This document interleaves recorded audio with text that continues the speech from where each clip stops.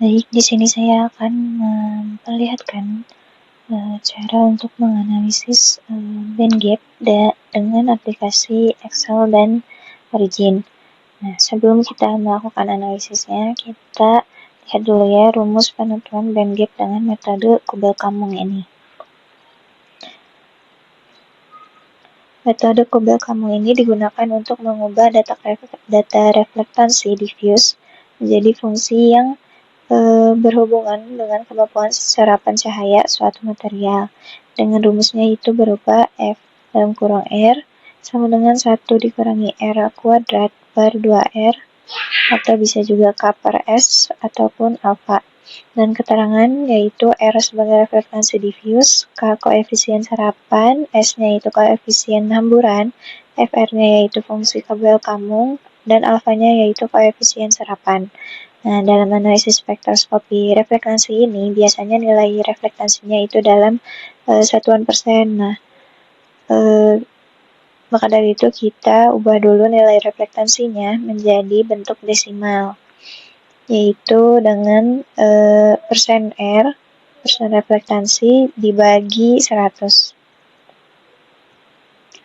Selanjutnya itu ada hubungan fungsi Kubel-Kammung dengan energi, yaitu penentuan band gap dapat dilakukan dengan menggunakan persamaan Tauk, yaitu persamaannya alfa HV pangkat N sama dengan A dalam kurung HV dikurangi EG.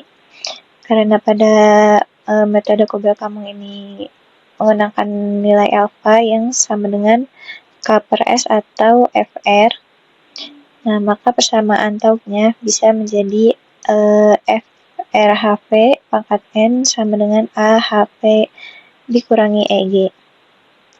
Dan dengan ketentuan sebagai berikut, dengan EG itu merupakan energi band gap. Dan untuk nilai N-nya itu dapat ditentukan berdasarkan tipe transisi elektroniknya.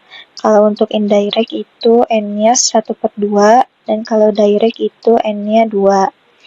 Nah, untuk persamaan Tauk untuk indirect itu dapat dilihat ya di sini FR HV pangkat 1/2. Yang dimana kalau kita plotkan nanti di Origin itu untuk sumbu Y-nya itu FRHV pangkat 1/2 dan X-nya itu pakai data HV. Nah, nilai band gap itu dapat diperoleh dari titik potong garis linear terhadap sumbu X, yaitu ketika Y-nya atau FRHV pangkat 1/2 ini bernilai 0. Maka nanti akan didapat nilai energi foton yang sama dengan nilai band gap seperti ini. EG yaitu sama dengan HV. Begitupun untuk yang direct. Namun di direct ini perbedaannya itu ada di sumbu Y-nya itu FRHV pangkat 2. Untuk sisanya itu sama seperti yang indirect. Kemudian adapun energi foton yang merupakan energi yang dimiliki oleh cahaya dan dinyatakan dengan persamaan E sama dengan HV, yang dimana frekuensi cahaya memiliki hubungan dengan panjang gelombang dengan persamaan V-nya itu C per lambda. Jadi energi foton sama dengan Hc per lambda dengan keterangan sebagai berikut. H-nya itu konstanta Planck yang bernilai 6,626 dikali 10 pangkat 34, dan C-nya itu merupakan kecepatan cahaya yaitu 3 dikali 10 pangkat 8. Selanjutnya bisa kita konversikan panjang gelombang tadi ke energi foton dalam elektron volt. Nah, dapat diketahui 1 elektron volt itu merupakan 1,602 dikali 10 pangkat min 19 joule. Nah, energi foton ini dapat dituliskan menjadi E sama dengan HV atau sama dengan Hc per lambda dikali 1 EV per 1,602 dikali 10 pangkat min 19 joule. Nah, Karena panjang gelombang yang digunakan itu dalam satuan nanometer, maka diubahlah lambda tersebut yang sebelumnya dalam satuan meter menjadi satuan nanometer dengan dikali 10 pangkat min 9. Sehingga dapat didapatkan E sama dengan HV itu sama dengan 6,626 dikali 10 pangkat min 34 dikali 3 dikali 10 pangkat 9 per lambda dikali 10 pangkat min 9 dikali 1 per 1,602 dikali 10 pangkat min 19. Hasil penyederhanaan persamaan tersebut didapat energi foton sama dengan HV sama dengan 1240 per lambda. Dengan panjang gelombangnya itu dalam satuan nanometer. Jadi untuk mengubah panjang gelombang dari data UV vis itu menjadi energi foton dapat digunakan persamaan yang ini, HV sama dengan 1240 per lambda. Baik, selanjutnya kita akan melakukan analisis data UV vis dengan menggunakan aplikasi Origin, di mana di sini sudah kita dapatkan data wavelength atau panjang gelombang dan persen reflektannya. Nah, di sini kita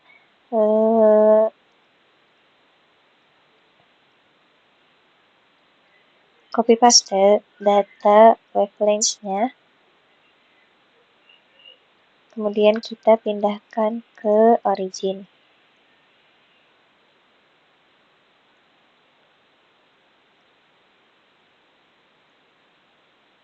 Begitupun pada data persen reflectance-nya. Kita copy paste ke Origin. Nah, selanjutnya kita tambahkan kolomnya dengan klik kolom, add new column. Kemudian kita tambahkan 7 kolom. Lalu klik OK. Nah, di sini kita akan mengkonversi reflectance persen menjadi desimal. Lalu di sini kita klik kanan dan pilih set column values. Nanti akan muncul seperti ini. Kita ketikkan kolom B per 100. Lalu klik OK.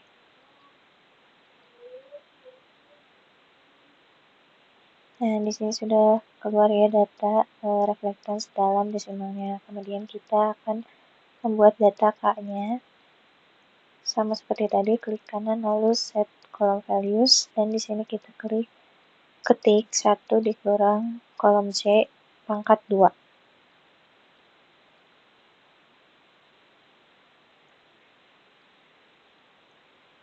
Lalu kita klik OK. Selanjutnya kita buat data S-nya. Klik kanan dan set column values, kemudian kita ketik 2 dikali kolom C. Lalu kita klik OK.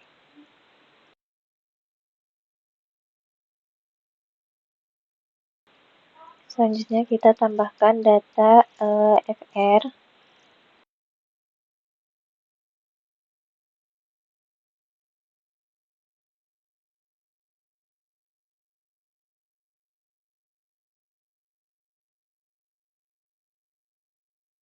Dengan mengetikkan kolom D per kolom E.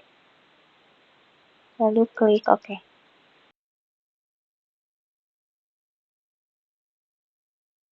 Selanjutnya kita tambahkan data HV.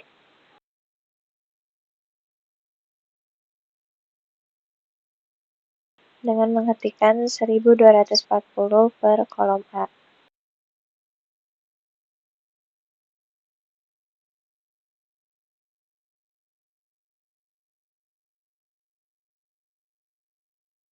Selanjutnya untuk data FRHV,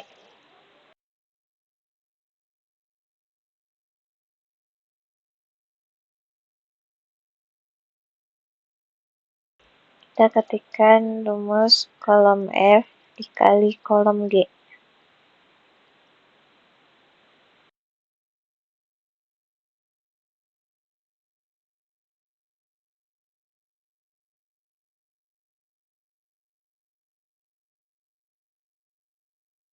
Selanjutnya untuk data FRHV pangkat 2,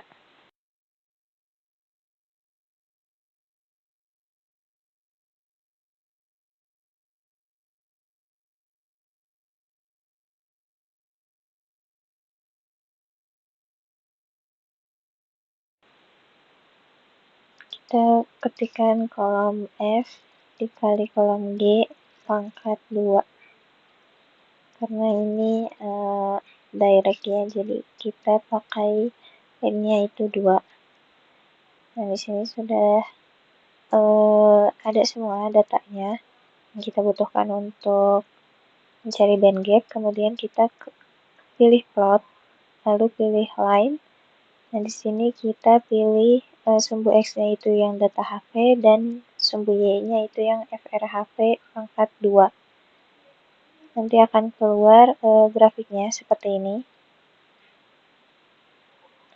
Lalu kita nolkan terlebih dahulu ya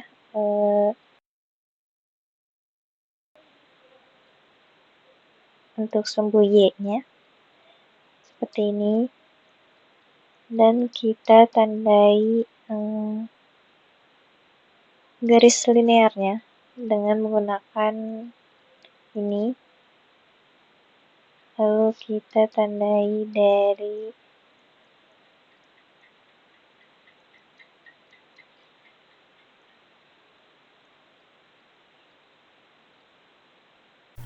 kira-kira dari sini.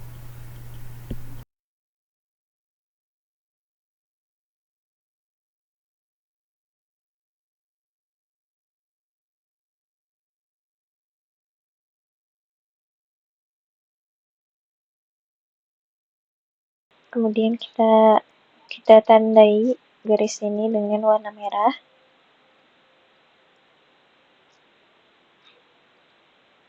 Kemudian kita lihat nilai X dan Y-nya.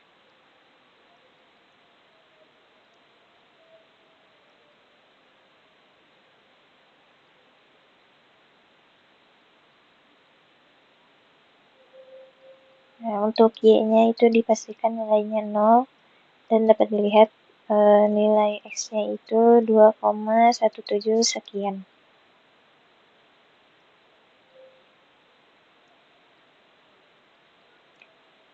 Maka dapat kita tuliskan nilai EG atau energi band gap itu sebesar 2,17 elektron volt.